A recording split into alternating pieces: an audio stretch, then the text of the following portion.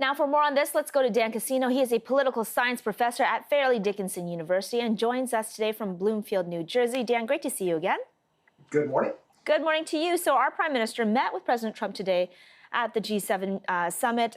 Like Glenn McGregor was saying there, the pair has not had the best history at these summits, though the last time Trump insulted Trudeau after the summit was over, refused to sign on to the joint communique at the end. How important is this relationship for both sides, and how important is today's meeting? Well, especially for Prime Minister Trudeau, this relationship is of paramount importance. It seems the only way to avoid getting punished by President Trump in the form of tariffs is to have a strong personal relationship with them. And what we've seen all over the world is leaders who have a personal relationship with Donald Trump that Donald Trump likes, that Donald Trump thinks that they like him. Well, those leaders get special treatment from the often volcanic temper that Donald Trump has exhibited towards other leaders. And those leaders can get away with a lot. So we see in North Korea, well, the leader of North Korea and President Trump have a strong relationship, so he can fire off missiles, and Donald Trump doesn't say a word about it. So it's important for Prime Minister Trudeau to have this strong relationship. But it's also important for President Trump. Canada is the United States' biggest trade partner. He doesn't want Canada levying any tariffs of their own. So he's got to do a little bit to try and mend fences here. Now, the pair were discussing the new NAFTA deal, or the USMCA. It still needs to be ratified. They have all the leaders' signatures on the deal, but still needs to be passed by both Congress and our House of Commons. How likely is that going to be to happen? At this point, it seems very, very unlikely. While the president's staff have been pushing this very hard, saying there's a lot here that Democrats are going to like, Democrats just don't see a big improvement over NAFTA. It is not that much different than NAFTA, and so the benefit Democrats would get is much less than the harm they think they would face from giving President Trump a win. They simply don't want to give him the win, and at this point, there's no incentive for them to do so. In fact, for a lot of Democrats, being seen to work with Trump in any capacity could really hurt their re-election chances. So they don't want to give President Trump an inch, and President Trump's not giving them any reason to do it. In the past, he threatened to get out of NAFTA completely if Democrats didn't agree to the USMCA, but he has backed off of that recently. And as such, he's got no carrot and no stick here, really, for Democrats in Congress.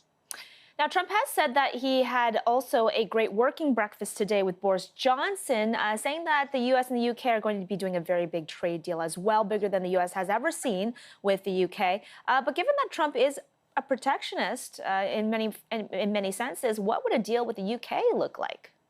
Well, we've already heard inklings of what a deal with the UK could be, and it's not necessarily great for the UK. A lot of talk about healthcare and about drugs and about basically increasing the price of drugs in the United Kingdom and increasing the amount of money the United States can make off of exporting those drugs. That said, we haven't seen any details of the deal yet, simply because we don't know what any deal would even look like until after the final exit negotiations with the European Union are ratified.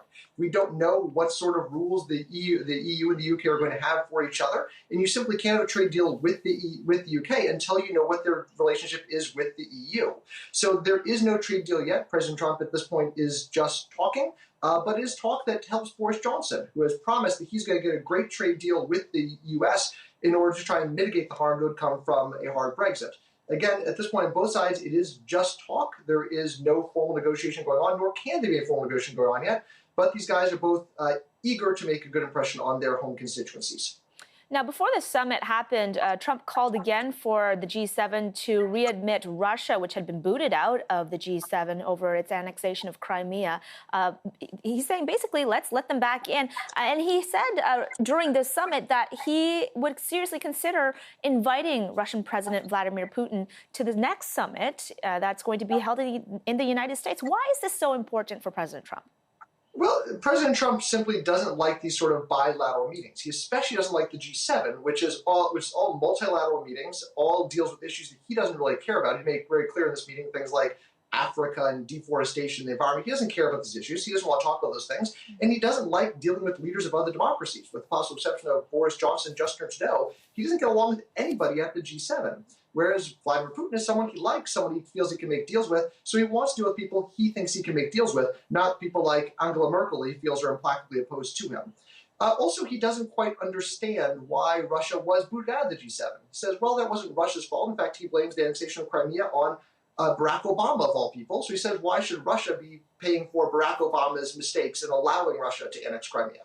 Okay, now finally, I just wanted to ask you about what President Trump has also been saying about China. He was asked whether or not he's been having second thoughts on the latest round of tariffs on Chinese goods. He said, yeah, he has had second thoughts, but it suggested that he has had second thoughts. But is that helpful, though, to hear the president express doubts over his actions?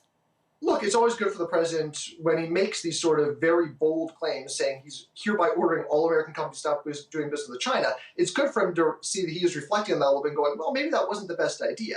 But we have to put this in context. What else was he saying? He said, yes, I'm having second thoughts about this. He said, I have second thoughts about everything. Mm-hmm. So it's not necessarily a clear statement. In fact, markets are going to like this even less. Because, of course, what do markets hate? Uncertainty. So if the president said, we're going to have these tariffs, great, markets can deal with that. But if you say, well, maybe we won't have the tariffs, boy, the markets just aren't going to know what to do with that come tomorrow morning.